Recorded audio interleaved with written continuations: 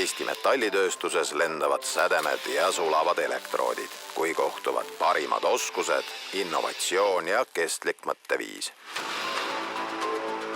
Võistlussaade Rauataltsutajad otsib välja vägevad Eestimaa keevitajad ning paneb nad karmide kohtunike pilgu all proovile meie metallitööstuse kõige põnevamates ettevõtetes. Saate võitja läheb koju parima Rauataltsutaja tiitli ning 10 000 euro suuruse auhinnarahaga. Tänased võistlejad pannakse proovile Tartu rakenduslikus kolledžis ehk VOCOs. VOCO on lühend kooli ingliskeelsest nimest Tartu Vocational College. Eriline on tänane saade ka selle poolest, et kogu metall, mida keevitajad kasutavad, tuleb juba teisele ringile ringmajandusettevõtte Kronimet vanametalli kokkuostuplatsilt. Materjalid valib välja ja võistlejate töid hindab legendaarne kohtunike trio. Saku metalli allhanketehase keevitusinsener Sandra Kliiman ootab võistlejatelt ainult kvaliteetset ja iluvigadeta lõpptoodet. Kui ei ole keevitust, ei ole ka toodet. Mina hindan tehnoloogilist kvaliteeti. Spetselektroodi tehnilise toe juht, keevitusinsener Karl Laasik hoiab fookust läbimõeldud tööprotsessil. Täna võidab see, kes suudab kindla käega elektroodid taltsutada ja plasmajuga juhtida. Inspekta OÜ vastavushindamisosakonna juhataja Toomas Reha ei vaata läbi sõrmedega kõige väiksematele vigadele. Protsess on tore, kuid siin loeb ainult aeg ja lõpptulemus.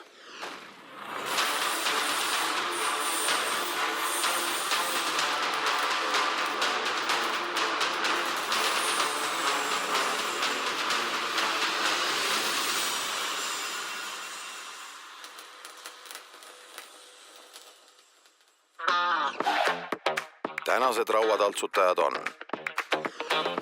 Jegor, kes on keevitanud juba 10 aastat ja töötab Tallinnas ettevõttes Volume Design OÜ. Jegor on alumiiniumi keevitaja. Viljandimees Margus on töötanud keevitajana 12 aastat. Viimased 3 aastat juhib oma ettevõtet Tehnikadoktor, tegeleb autoluksepatööga ja pakub metallitööteenust ka väljaspool garaažiseinu. Tartu mees Aleksandr on keevitanud ligi 20 aastat. Täna ta igapäevaselt keevituspüstolit käes ei hoia, sest peab konstruktori ametit roostevabast terasest köögisisustust tootvas ettevõttes Inox Baltic. Head võistlejad, tere tulemast taltsutama vanametalli. Teie tänane ülesanne keskendub ringmajandusele nii mitmeski aspektis. Teil tuleb metallijääkides kokku keevitada prügikast, mis on ühtlasi ilus kui ka praktiline. Esteetikal on täna oluline roll. Need kastid paigaldatakse legendaarsele Pirogovi platsile Tartus. Pirogovi plats on väga keskne koht Tartu linnas. Mis ta eriliseks teeb veel on see, et see on ainukene koht Eesti Vabariigis avalikus ruumis, kus on suvisel ajal lubatud teatud kellaaegadel pruukida lahjat alkoholi ehk õlut. Mina olen Tartu poiss ja Pirogovi platsil oma noorest ajast olen päris palju aega veetnud. Teil on ülesande lahendamiseks 4 tundi. Kas kõik on selge? Jaa. Aeg läks käima nüüd.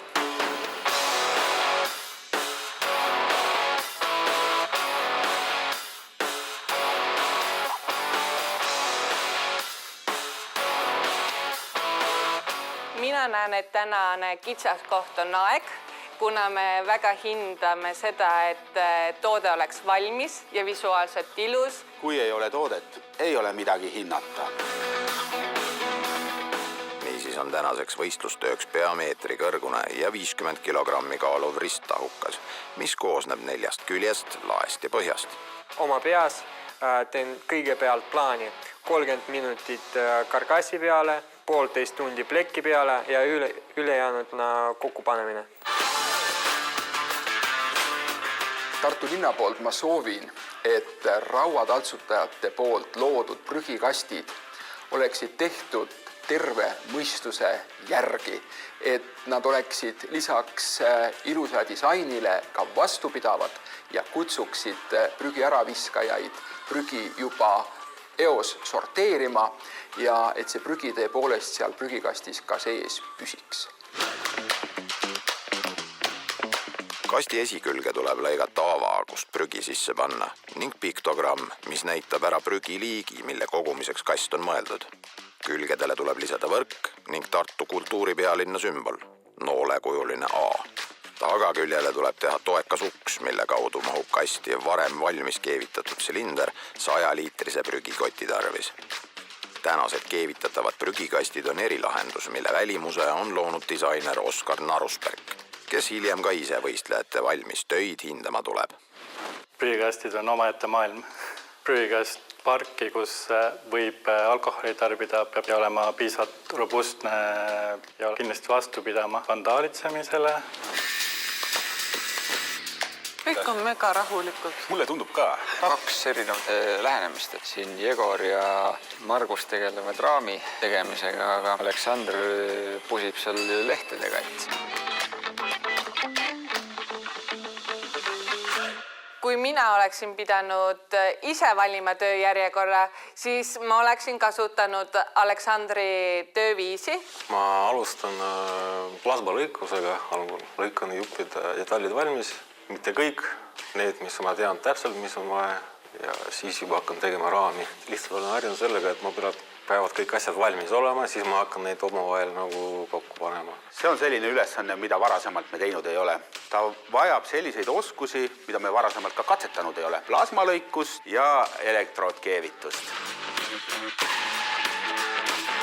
Elektroodkeevitus on kõige traditsioonilisem keevituse liik. Selle käigus ei kasutata ühtegi lisagaasi, vaid hoopis erinevaid elektroodvardaid, milles sisalduv kaitsekate tekitab sulametallivanni ümber kaitsva keskkonna, et välismõjud keevisvanni ei kahjustaks. Kuna elektroodkeevitus on üsna keeruline käeline tegevus, siis ta on selline kaduv kunst. Meil on tänapäeval palju tootlikumad protsessid välja mõeldud, aga mõnedel kindlatel juhtudel on see vältimatu protsess, mida me peame kasutama. Ja selle eeliseks ongi see, et saab hästi palju erinevaid materjale tüüpe omavahel liita.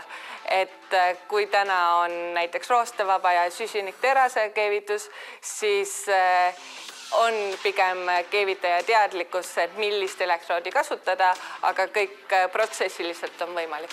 Võib-olla televaatajale on kõige toredam ja hea teada, kuidas eristada süsinikterast või roostevaba terast, on see, et süsinikterasele mõjub magnet kokkutõmbena ja roostevaba terasele magnet ei hakka peale.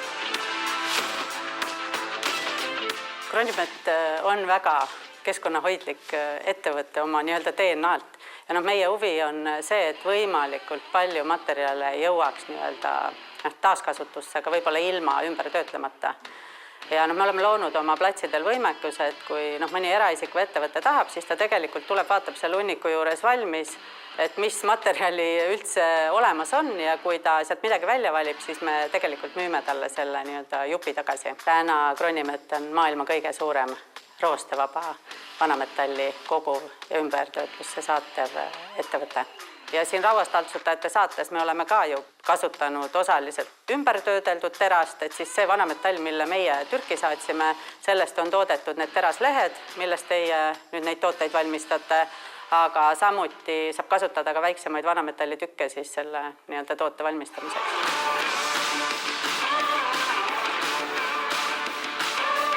Viimati ma kasutasin elektroodkeevitus kuskil 7 aastat tagasi.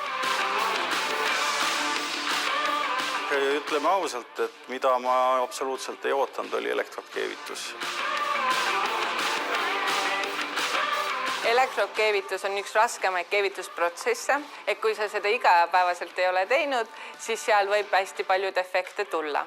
Defektideks siis on enamasti sisselõikad, räbupesad ja ka ebaühtlased keevisõmblused. Lisaks elektroodi kattetüübi erinevusele on meil ka 3 erinevat paksust diameetrit ja võistlejatel vaba valik ise otsustada. Praegu ma punktisin terve raami praegu ühe elektroodiga. Nüüd vahetasin polaarsuse ja siis keevitan teise elektroodiga ülejäänud neid kiid. 27-aastane Jegor, kes igapäevaselt keevitab Tallinnas valgustatud välireklaamide tähti, on silmnähtavalt sõiduvees. Ma oskan hästi lugeda joonised, et kohe saan aru asjadest, mis on vaja teha ülesandes, siis kiiresti saan keevitada. Ei saa öelda, et kiiresti keevitan. Keevitus ei tohi kiiresti teha, et muidu see tuleb selle aukud ja mingi siukse. Et kokku panda saab kiiresti. Vaatamata noorusele on Jegoril märkimisväärne keevitaja kogemus. Raudteerööbastest peene alumiiniumitööni välja. Mees õppis keevitamist Narva kutsehariduskeskuses, oli kursuse parim ning pole peale kooli lõppu ühelgi muul alal töötanud. Võistlusimuline on ta ka, lausa liiga tasemel. Võistleda ikka meeldib, et enne ma mängisin muidu hoki päris kaua, kuskil 20 aastat. Veel tegutsen krossi sportiga, krossi motorattaga sõidan. Seal on ka siuksed võistlused nagu käivadki. Stardikiirenduse kohaselt minu kaardid on Jegori peal. Tema oli kiire kohane ja kiire õppija, kasutas seda lauda, rakiseid. Raam oli poole tunniga juba valmis keevitatud ja ausalt öelda mulle tundub, et ta liigub vääramatult võidu suunas. Ka Margus on esimesest ehmatusest üle saanud. Ma arvan, ei ole viga praegu.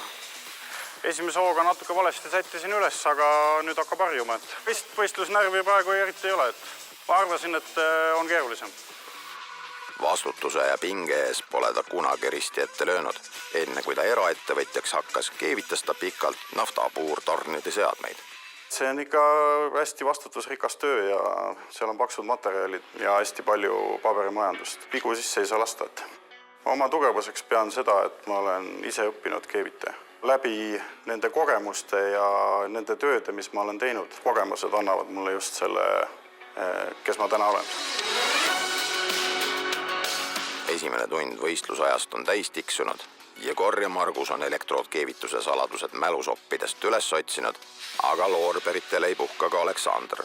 Pinge on peal, jah, aga suht rahulik.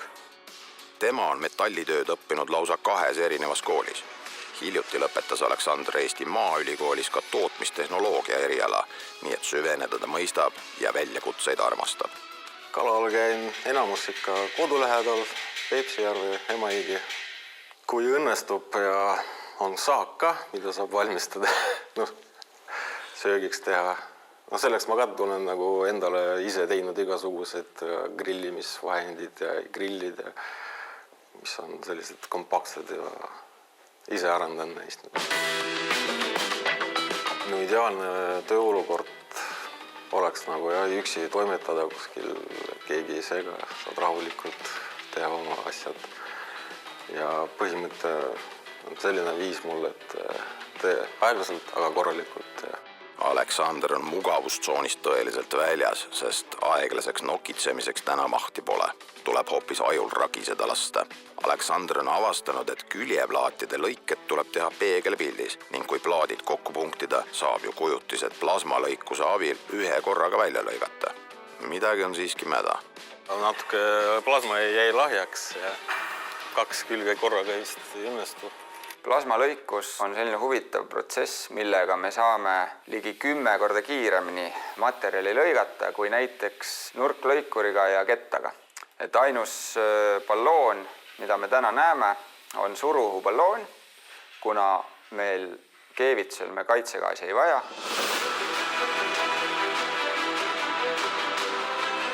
Plasmakaarlõikuse protsess sarnaneb keevitusega, kuid keevisi asemel sünnib hoopis lõige. Nimelt tekib materjali ja põleti vahel kaar ning kontsentreeritud suruõhu juga puhub sulametalli vannist eemale. Seega pole kuidagi loogiline, et niivõrd võimast tehnika praegu Aleksandrit valt veab. Kohtunik Karl läheb asja uurima.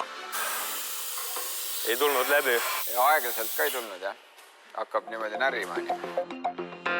Punktitud plaadid tuleb jälle lahti lihvida ja nüüd proovib segaduses Aleksandr ühest plaadist läbi lõigata. Aga masin keeldub endiselt koostööst. Kui proovisin, siis tuli ilusti ja lõikus nagu võid. Milles ometi asi? Ma proovin lõigata. Ei lõika. Lõika, jah. Aga oota, muidugi lõika, massi ei ole. Kurat! no ilma massita väga hästi lõika, jah. Plasmalõikur töötab elektrikaare põhimõttel, ehk siis miinuspoolus ja plusspoolus peavad omavahel kokku saama ja seal vahel tekib kaar, mis seda materjali sulatab. Kui aga miinuspoolus on puudu ehk mass, siis ei saa tekkida vooluringi ega mingisugust kaart, mis meil materjali lõikaks. Inimene, kes on harva ja hoiab käes tööriist, nüüd viimane aeg lihtsalt unustas massi külge panna ja siis mõtles, et lihtsalt ei tööta see tööriist, aga tegelikult oma viga, jah. Pingelises olukorras juhtub need. Paneme kirja. Jah, raam on mul valmis ja panen põhjaplaadi teen ja siis ma lõikan ilmselt esikülje ja küljed jätan viimaseks ja selle uksega osa. Sain valmis raami, siis keevitasin, lihvisin veits. Siis plekk läks nagu vastu ilusti. Kui sa vaatad puhtalt see nagu ajajaotust, oled sa praegu ajagraafikus? Kindlasti ei ole. Ei ole, jah? Pool aega on möödas. Minu favoriit on Jegor. Minu favoriit on Aleksander. Ja minu favoriit on Margus. Tundub, et võistlejad on sama tugevad kui metallijäägid, mis täna elektroodide abil kokku sulades ja plasmajoa all uut kuju võttes üha enam disainprügikastide moodi välja näevad. Ja kohtunikud, just nagu kooliõpetajad, peavad võistlejate eksimuste ja nutikuste üle täpset arvet. Ega see Tartu rakendusliku kolledži ehk Voko õpperuumides harv juhus polegi. Voko on Eesti suurim kutseõppeasutus. Meil on põhikoolijärgses õppes ligi 3200 õpilast, lisaks sellele töökohapõhises õppes, koolitustes, keskkoolijärgses õppes 2400 õpilast. Metallitööstusega on meil seotud tegelikult konkreetselt üks eriala. Ja selles erialas on mitmed spetsialiseerumised. Üks spetsialiseerumine on keevitamine, teine metallilõikepinkide operaator ja kolmandaks on siis koosteluks. Eriala on piisavalt populaarne, meil on isegi konkurss sisseastumisel, nii et väga kehvade õpitulemustega põhikooli järgselt meile ei pääse. Minu arust on Voko üks väga suur eeskuju ja minul võib-olla on natuke isiklik kogemus ka, sest ma iga-aastaselt käin siin ja võtan keevitajate kutseeksameid vastu ning hindan neid.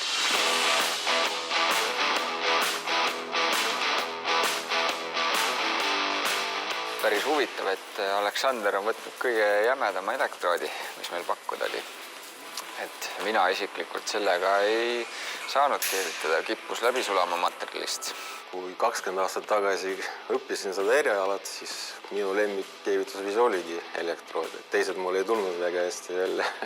Seal see lõppeski nagu elu jooksul väga harvalt olen nagu käes hoidnud elektroodi. Võistlussaalis on tunda teatavat madalseisu. Enne ahvi kiirusel toimetanud Margus on juba mitmekümneks minutiks joonistesse süvenenud.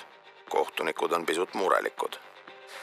Margus ainult küll mõõdab ja mõõdab, aga ma ei näe lõikusi. Mulle tundus, et Margus on täielikus sõiduvees, tegi hästi raami valmis ja nüüd hakkas tegema külgi ja sisse lõikama avasid. Kuid mis nüüd juhtus? Ta muudkui mõõdab. Esimene asi, kuhu mina Marguse saadaks, oleks metroloogia järeleaitamistundi. Mõõtmine ei saa lihtsalt nii kaua aega võtta. Head võistlejad, lõpuni 30 minutit.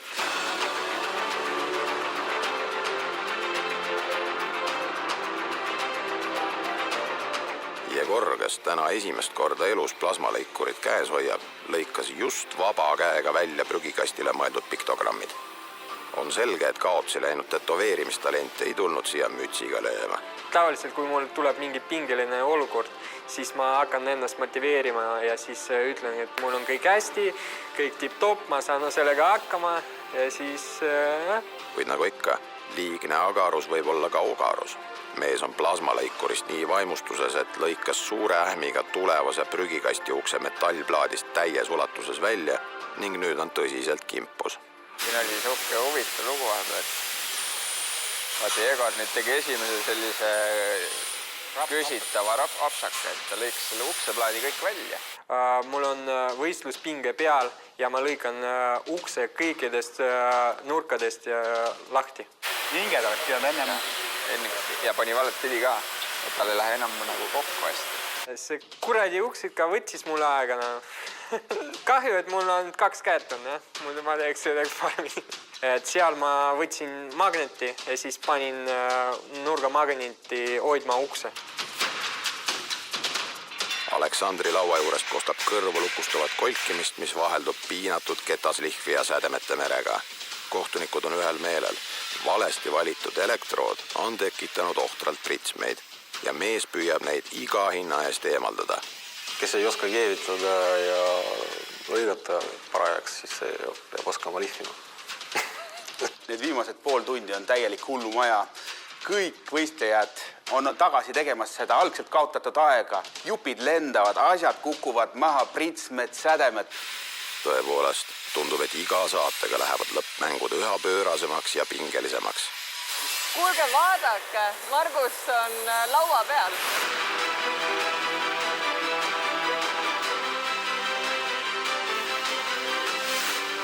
Margus ronib laua otsa, me pole varem sellist möllu ja traagikat näinud. Seda võiks nimetada sündroomiks kohane või kohanda.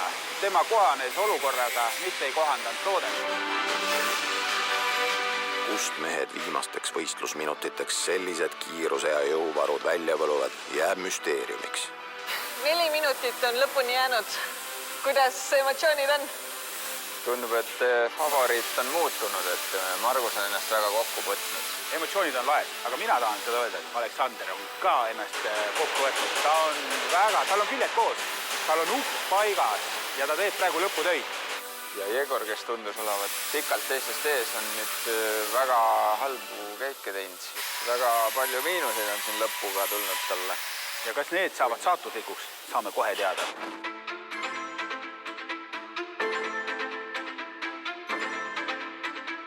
10, 9, 8, 7, 6, 5, 4, 3, 2, 1, stopp! Lõpetage töö!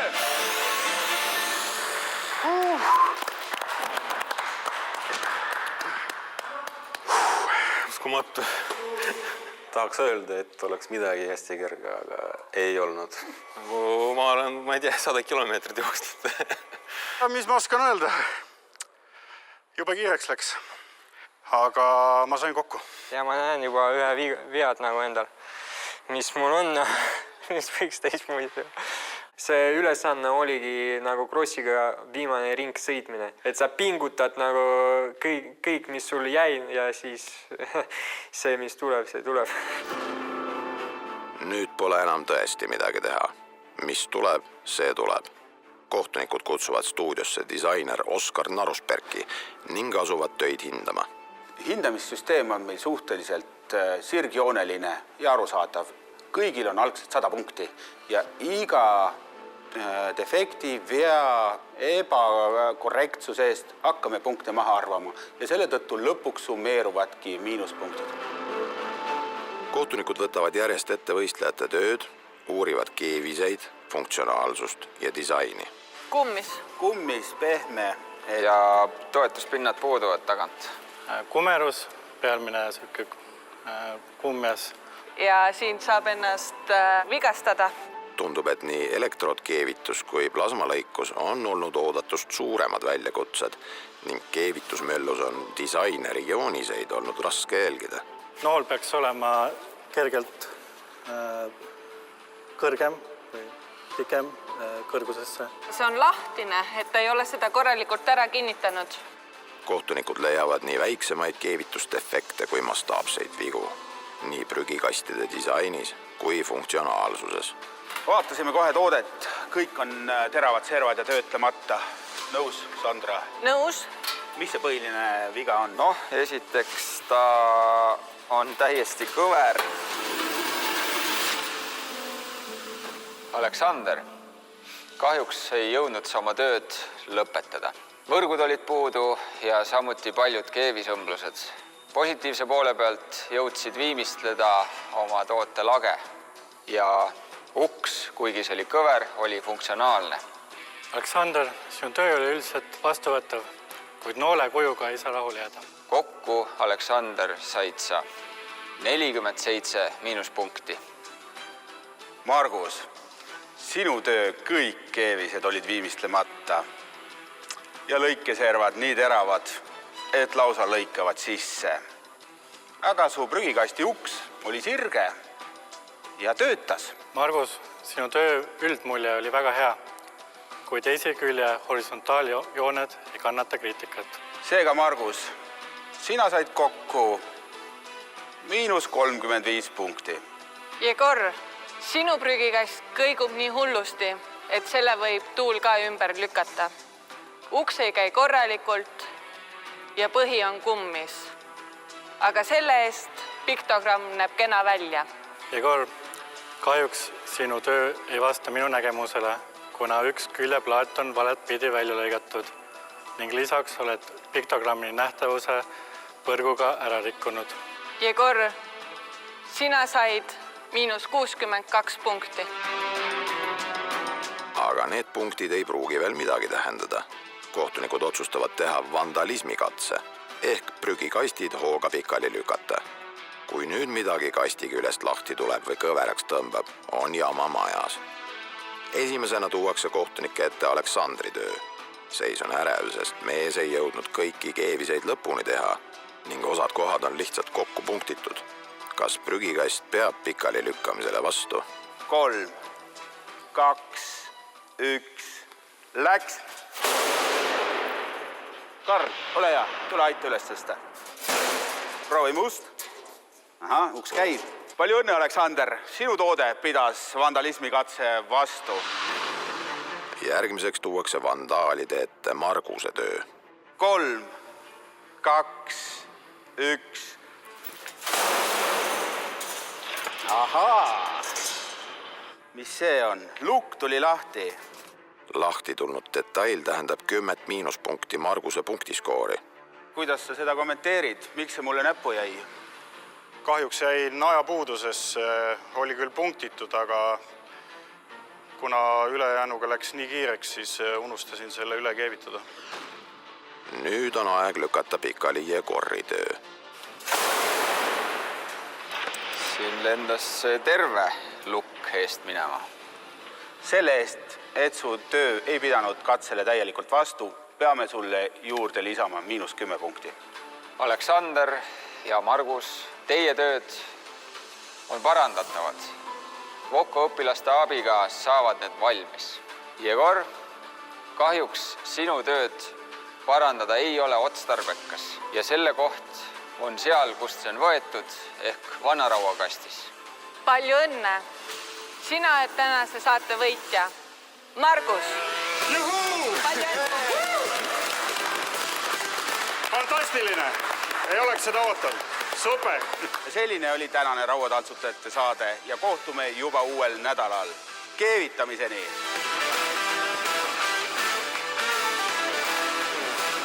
Oli küll selle märkimisega raskusi ja jäin väga-väga aja ette, aga õnneks sain liikuma ja plasma päästis mul täna päeva, et ma olen väga rahul, ma ei oleks sellist lõppu ootanud.